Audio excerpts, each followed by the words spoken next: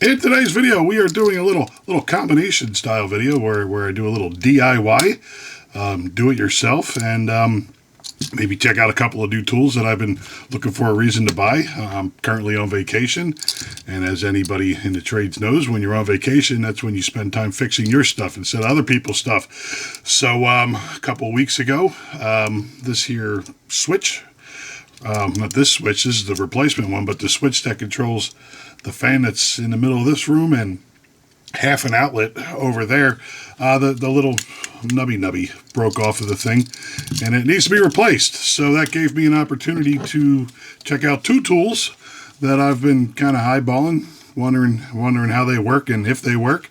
And that would be this one Klein circuit finder and outlet tester, all combinations in one. We'll take a look at that in a minute, and this is basically going to help me find that breaker for all this action, hopefully without having to hit the wrong breaker 6 times and find the new one. If you've ever had to do anything like that, you know what I'm talking about.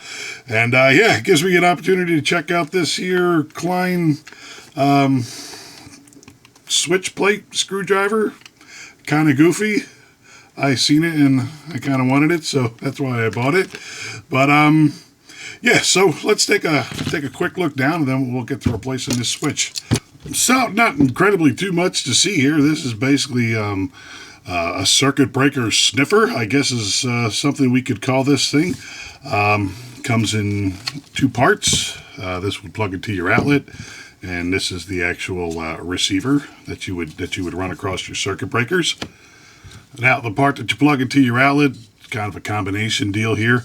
I did a review on a Klein meter kit that came with some of this stuff, and the one I got for that I keep in my truck for when I need to find a good outlet at a customer's location. And this one's a little fancier. It's got the 3 lights, which we went over in that other video, which kind of correspond to the little graph up here to tell you what's wrong or not wrong with your circuit.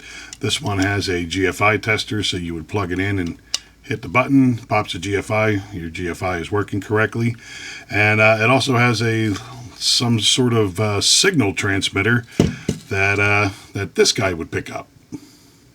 Now, again, with this one, it's just basically 9-volt battery. It goes in behind this here cover, and it's got a little thing back here. This is just for storage to keep it all in one piece together there.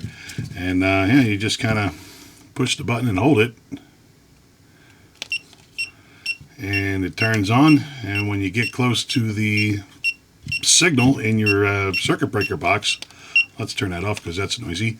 This thing apparently blinks red and blinks faster when you're getting closer, and yeah, helps you find the circuit breaker.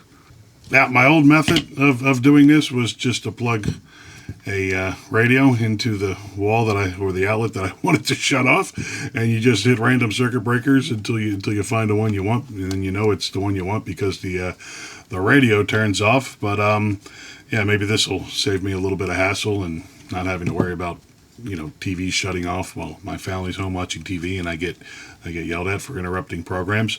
But yeah, that's basically what comes in the box here. You get the outlet tester here. You get the receiver and a 9-volt battery. Now, the other thing I got was this goofy thing right here. I've seen a bunch of people using them.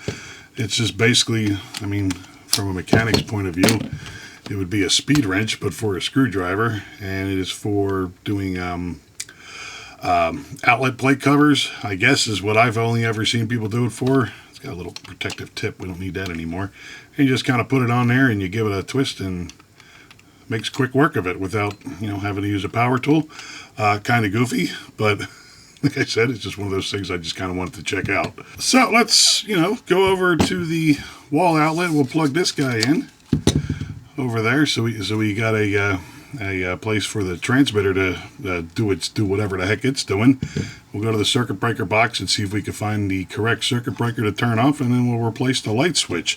One thing I will say, my house was built in 1975, and my circuit breakers, you electricians probably know better than me, but all my circuit breakers where you would have just traditionally one bar with one circuit breaker on them. Most of mine have two circuit breakers on one bar, so I'm not 100% sure if this will even work on my my style circuit breaker box, but we'll give it a try. And if it doesn't, at least anybody who has the kind of circuit breaker box I have knows not to buy it. So yeah, let's get that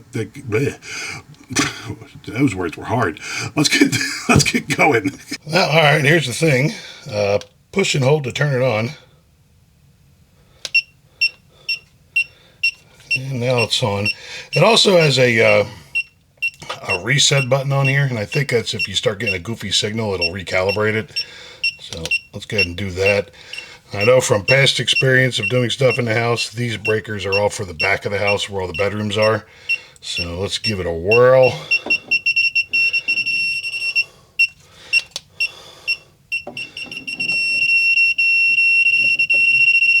Get a good signal there.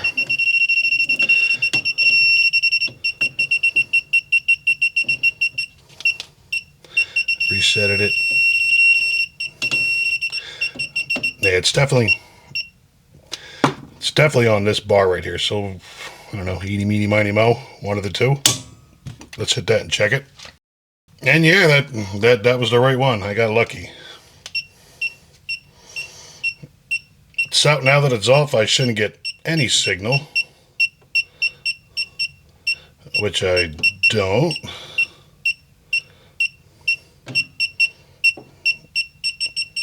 A little bit right here. Maybe there's some capacitance, but yeah, cool.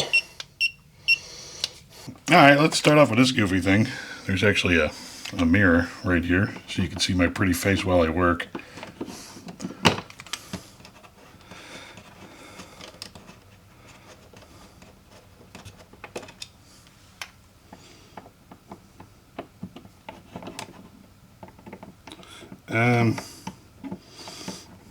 It's kind of clumsy, to say the least.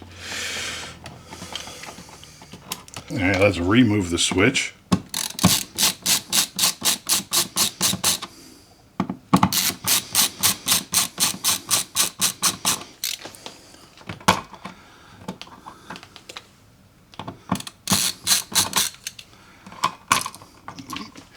Now, before we start poking around in the spicy bits, let's check them. Got the old chicken stick here, green for go. I believe we are okay.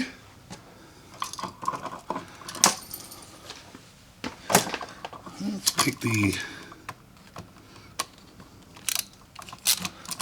wrong size bit. There we go. And I do not believe I actually did this one before.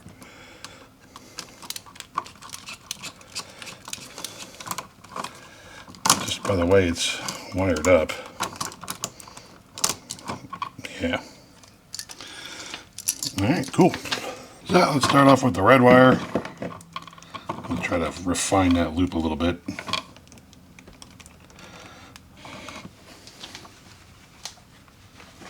There we go.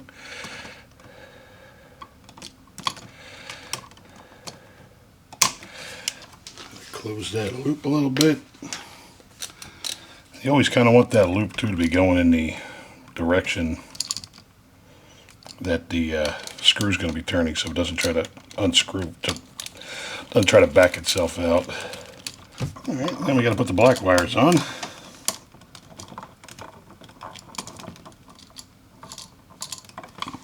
And I'm not going to be able to get two in there, so I'm just going to stab it through the back and make all the electricians upset.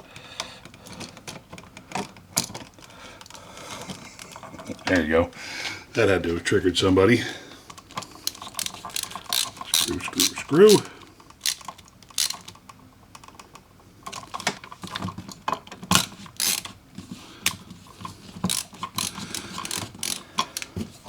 Now, on that ground right there, that wasn't hooked up when I took it apart, so I'm not sweating it.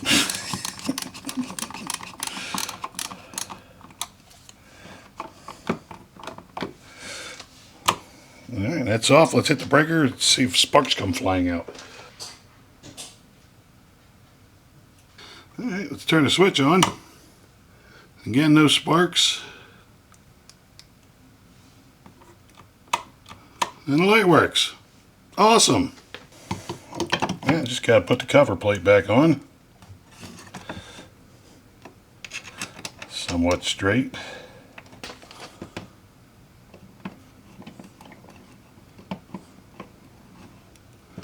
Snug. Snug. Straighten it up.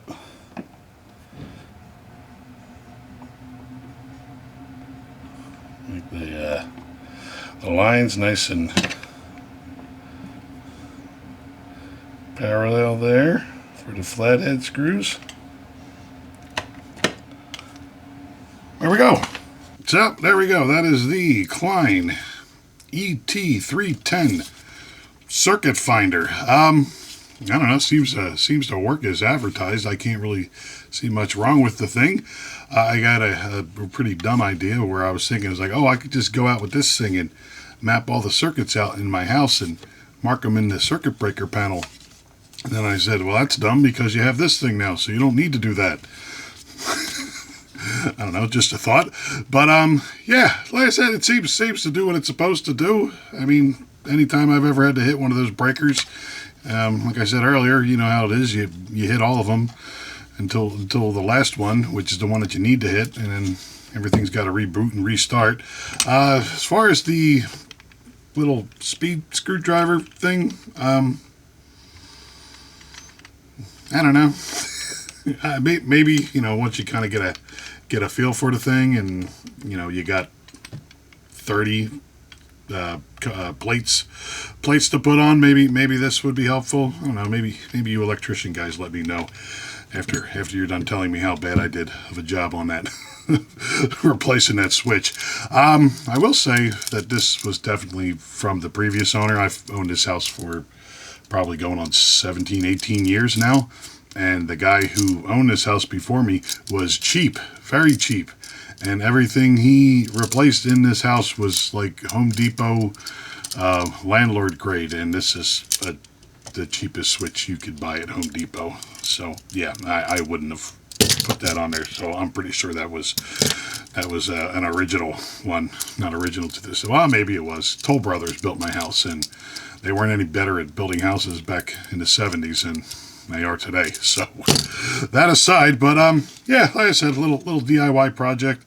I could see how this would be handy. I think these go for like $40, which isn't bad. I mean, considering one, it's the outlet tester, and then you have the actually outlet finder, which is nice. And I would recommend that if you are buying a house, to at least get one of these things to make sure the electrician didn't screw everything up. You'd be surprised. I follow a guy, Sci-Fi Home Inspections, and he's out in Arizona. You should see some of the stuff he's seen out there doing home inspections. But yeah, off that little tangent there. So yeah, little DIY project. I got something done. My wife isn't going to complain about that switch being broken anymore. And yeah, now I can get on to the next project, whatever that might be. I got to ask her to find out. But yeah, any questions, comments, concerns, leave them down in the old comment sections. I'll leave a link to this and this in the description if you're interested. I'd like to thank you for watching. There you go.